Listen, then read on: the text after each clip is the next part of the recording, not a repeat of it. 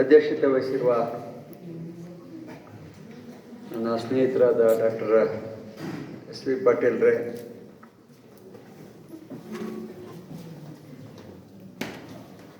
ಕಾಲೇಜಿನ ವತಿಯಿಂದ ಕಾರ್ಯಕ್ರಮ ನಡೆಸಿಕೊಳ್ಳಲಿಕ್ಕೆ ಜವಾಬ್ದಾರಿ ವಹಿಸಿಕೊಂಡಂಥ ಡಾಕ್ಟರ್ ವಿ.ಪಿ. ಸಿಂಗ್ ಅವರೇ, ಇನ್ನೋರ್ವ ಸ್ನೇಹಿತ ಡಾಕ್ಟರ್ ಫರೂಕ್ ಅವರೇ, ನನ್ನ ಸಹೋದ್ಯೋಗಿಯಾದ ಡಾಕ್ಟರ್ ಮಂಜೇಶ್ ಅವರೇ, ಹಾಗೆ ಪ್ರೊಫೆಸರ್ ಆಫ್ ಪೆಥಾಲಜಿ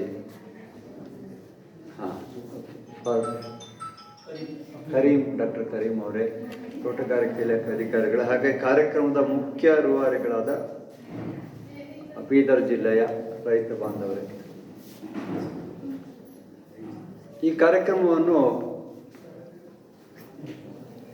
ಗೇರು ಸಂಶೋಧನಾ ನಿರ್ದೇಶನಾಲಯ ICR ಹಾಗೂ ತೋಟಗಾರಿಕಾ ಮಹಾವಿದ್ಯಾಲಯ ಬೀದರ್ ಇವುಗಳ ಸಹಯೋಗದಲ್ಲಿ ಇದು ನಾವು ಮಾಡ್ತಾ ಇದ್ದೇವೆ. ಡಾಕ್ಟರ್ ಮಂಜೇಶ್ ಅವರು ಹೇಳಿದ ಹಾಗೆ ಸಮಾಜದಲ್ಲಿ ಶೋಷಿತ ವರ್ಗ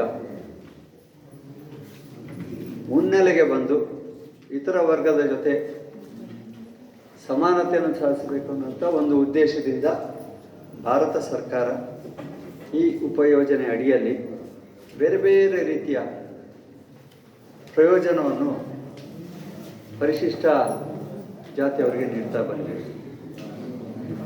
ಅದರ ಒಂದು ಜವಾಬ್ದಾರಿಯನ್ನು ICR ಸಂಸ್ಥೆಗಳಿಗೂ ನೀಡಿದೆ. ನಾವು ಪ್ರಥಮ ಬಾರಿ ಅನಿಸುತ್ತೆ ಬೀದರ್ನಲ್ಲಿ ಈ ಒಂದು ಕಾರ್ಯಕ್ರಮ ನೆರವೇರಿಸ್ತಾ ಇದ್ದೇವೆ. ನಮ್ಮ ಸಹೋದ್ಯೋಗಿ ಮಂಜೇಶ್ ಅವರು ಕೇಳಿಕೊಂಡು ಹೀಗೆ ಆಮೇಲೆ ನನಗೆ ಬೀದರ್ ಭಾಳ ವರ್ಷದ ಹಿಂದೆ ನಾನು ಬಂದಿದ್ದೆ, ನೋಡಬೇಕಿತ್ತು ಬೀದರ್ನಲ್ಲಿ ಏನು ಬದಲಾವಣೆ ಆಗಿದೆ, ಕಾಲೇಜಿನಲ್ಲಿ ಏನು ಬದಲಾವಣೆ ಆಗಿದೆ. ಹಾಗೆ ನಮ್ಮ ಸ್ನೇಹಿತರಾದ ಡಾಕ್ಟರ್ ಎಸ್.ವಿ. ಪಾಟೀಲ್ ಅವರು ಈ ಒಂದು ಮಹಾವಿದ್ಯಾಲಯದ ಚುಕ್ಕಾಣಿ ಹಿಡಿದು ಉತ್ತಮ ರೀತಿಯಲ್ಲಿ ನಡೆಸ್ತಾ ಇದ್ದಾರೆ ಅನ್ನುವಂಥ ವಿಷಯ ಗೊತ್ತಾಗಿ ಅವರನ್ನು ಬಂದು ಮಾತಾಡಿ ಅವರನ್ನು ಅಭಿನಂದಿಸಿ ಮುಂದೆ ಕಾರ್ಯಕ್ರಮಗಳು ಉತ್ತಮ ನಡೆದು ಬರಲಿ ಈ ಮಹಾವಿದ್ಯಾಲಯದ ಅಡಿಯಲ್ಲಿ ಅಂತ ಹೇಳಲಿಕ್ಕೂ ಕೂಡ ಬರೋದು ನನ್ನ ಉದ್ದೇಶ ಆಗಿತ್ತು. ಹಾಗೆ ನೋಡ್ತಾ ಇದ್ದೀನಿ ಹಿಂದಿನ ಕಾಲಕ್ಕೂ ಈಗಿನ ಕಾಲಕ್ಕೂ ಬಹಳಷ್ಟು ಉನ್ನತಿಯಾಗಿದೆ. ಮಹಾವಿದ್ಯಾಲಯದಲ್ಲಿ ಹೊಸ ಫಾರ್ಮ್ ಬೇರೆ ಕೋಲಾರ ಅನ್ನೋ ಕಡೆ ಬಂದಿದೆ, ಅದರಲ್ಲಿ ಗೋಡಂಬಿಯನ್ನು ಹಾಕಿದ್ದಾರೆ. ನಮ್ಮ ಸಂಸ್ಥೆಯ ಮುಖ್ಯ ಉದ್ದೇಶ ದೇಶದಲ್ಲಿ ಗೋಡಂಬಿಯ ಉತ್ಪಾದನೆಯನ್ನು ಹೆಚ್ಚಿಸೋದು.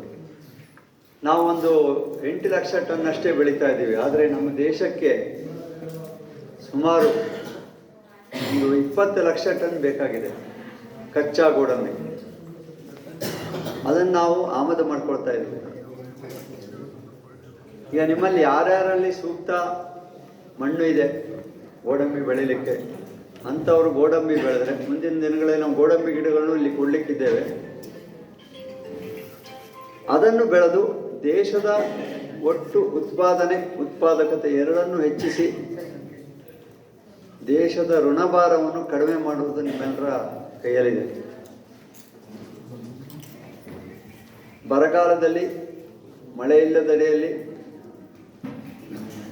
ಉತ್ತಮವಾಗಿ ಇಳುವರಿ ಹಾಗೂ ಆದಾಯ ಕೊಡುವಂತಹ ಬೆಳೆ ಗೋಡಂಬಿ ಬೆಳೆ. ಇದನ್ನು ಬೆಳೆಯುವ ನಿಟ್ಟಿನಲ್ಲಿ ನೀವೆಲ್ಲ ಆಸ್ಥೆ ತೋರಿಸಿದರೆ ಮುಂದೊಂದು ದಿನ ನಮ್ಮ ದೇಶ ಸ್ವಾವಲಂಬಿ ಆಗೋದ್ರಲ್ಲಿ ಯಾವುದೇ ಸಂಶಯ ಇಲ್ಲ. ನಾವು ಬಾಗಲಕೋಟೆಯಲ್ಲೂ ಕೂಡ ಈ ಥರದ ಕಾರ್ಯಕ್ರಮ ಮಾಡಿದ್ದೇವೆ, ಹಾಗೆ ರಾಜ್ಯಾದ್ಯಂತ ಮಾಡಿದ್ದೇವೆ, ದೇಶಾದ್ಯಂತ ಕೂಡ ಮಾಡ್ತಾ ಇದ್ದೇವೆ. ಮೈಸೂರು ಮೊನ್ನೆ ಚಾಮರಾಜನಗರದಲ್ಲಿ ಮಾಡಿದರು, ಮೈಸೂರಲ್ಲಿ ಮಾಡಿದ್ದೇವೆ, ಶಿವಮೊಗ್ಗದಲ್ಲಿ ಮಾಡಿದ್ದೇವೆ. ಇದರೆಲ್ಲ ಉದ್ದೇಶ ಅಂದರೆ ನಮಗೆ ಎಷ್ಟು ಸಾಧ್ಯವೋ ಅಷ್ಟು ಪರಿಶಿಷ್ಟ ಜಾತಿಯವರಿಗೆ ಈ ಅನುದಾನವನ್ನು ಹಸ್ತಾಂತರಿಸುವುದು, ಹಾಗೆ ಅನುದಾನವನ್ನು ನೀಡಿದ ಬಳಿಕ ನೀವು ಅದರ ಸದುಪಯೋಗ ಪಡೆದುಕೊಳ್ಬೇಕನ್ನೋದು ಮುಖ್ಯ ಆಶಯ. ಈಗ ಕೆಲವರಿಗೆ ನಾವು ಈ ವೀಡ್ ಕಟ್ಟರ್ಸ್ ಕೊಟ್ಟಾಗ ಎಲ್ಲೋ ಒಂದೆರಡು ಕಡೆ ಅವರು ಅದನ್ನು ಬೇರೆಯವರಿಗೆ ಮಾರಿರೋದು ಕಂಡು ಬಂತು. ಆ ಥರ ಆಗ್ಬಾರ್ದು. ನೀವು ಅದರಲ್ಲಿ ನೀವೇ ಬೇಕಾದರೆ ಬೇರೆಯವರ ಹೊಲದಲ್ಲಿ ಮಾಡಿ ಅವರಲ್ಲಿ ನೀವು ಬಾಡಿಗೆ ತಗೊಳ್ಬೋದು, ತೊಂದರೆ ಇಲ್ಲ, ನಿಮ್ಮ ಅಭ್ಯುದಯ ಆಗ್ತದೆ. ಆದರೆ ಬೇರೆಯವರಿಗೆ ಮಾರಿ ಅದರಿಂದ ಏನು ನಮ್ಮ ಈ ಒಂದು ಧ್ಯೇಯ ಉದ್ದೇಶ ಏನಿದೆಯಲ್ಲ ಅದು ಈಡೇರೋದಿಲ್ಲ. ನಿಮ್ಮ ಉದ್ಧಾರ ಆಗಬೇಕನ್ನೋದು ನಮ್ಮ ಧ್ಯೇಯ ಉದ್ದೇಶ. ಅದು ಆ ಥರ ಮಾಡೋದ್ರಿಂದ ಆಗೋದಿಲ್ಲ. ಹಾಗಾಗಿ ಏನು ಕೊಟ್ಟಿದ್ದೇವೋ ಅದನ್ನು ನಿಮ್ಮ ಬಳಕೆಗೆ ಉಪಯೋಗಿಸ್ಕೊಳ್ಬೇಕು. ನಿಮ್ಮ ತೋಟದ ಬಳಕೆ, ನಿಮ್ಮ ಜಮೀನಿನಲ್ಲಿ ಬಳಕೆಗೆ, ಹಾಗೆ ನಿಮ್ಮ ಬೆಳೆಯ ಉತ್ಪನ್ನ ಜಾಸ್ತಿ ಆಗುವಂತೆ ಯಾವ್ದಾದ್ರು ಗೊಬ್ಬರ ಕೊಡ್ಬೋದು, ಸೀಡ್ ಕಿಟ್ ಕೊಡ್ಬೋದು. ಸೊ ಇದೆಲ್ಲ ಈಗ ಕೆಲವೊಂದು ವಿವಿಧ ನಮೂನೆಯ ಗಿಡಗಳನ್ನು ಕೊಡ್ತಾ ಇದ್ದಾರೆ, ಮಾವು ಕೊಡ್ತಾ ಇದ್ದಾರೆ, ಔಷಧೀಯ ಸಸ್ಯಗಳನ್ನು ಕೊಡ್ತಾ ಇದ್ದಾರೆ, ಸುಗಂಧ ದ್ರವ್ಯ ಸಸ್ಯಗಳನ್ನು ಕೊಡ್ತಾ ಇದ್ದಾರೆ,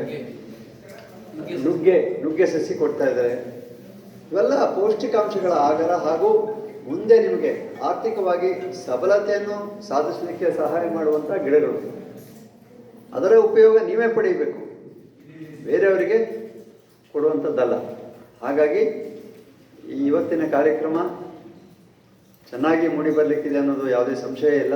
ಹಾಗೆ ಇದರ ಉಪಯೋಗವನ್ನು ನೀವು ಪಡೆದುಕೊಂಡು ಇದರಿಂದ ನಿಮ್ಮ ಉನ್ನತಿಯನ್ನು ನೀವೇ ಸಾಧಿಸ್ಕೊಳ್ಬೇಕಂತ ಹೇಳ್ತಾ ಈ ಕಾರ್ಯಕ್ರಮವನ್ನು ನಡೆಸಲಿಕ್ಕೆ ಅವಕಾಶ ಮಾಡಿಕೊಟ್ಟಂಥ ಬೀದರ್ ಮಹಾವಿದ್ಯಾಲಯದ ಡೀನಾದ ಡಾಕ್ಟರ್ ಎಸ್.ವಿ. ಪಾಟೀಲ್ ಹಾಗೂ ಅವರ ಸಹೋದ್ಯೋಗಿಗಳಿಗೆ ನನ್ನ ವಂದನೆ ತಿಳಿಸ್ತಾ ಶುಭವಾಗಲಿ ಅಂತ ಹಾರೈಸ್ತಾ ನನ್ನ ಮಾತುಗಳನ್ನು ಮುಗಿಸ್ತೀನಿ.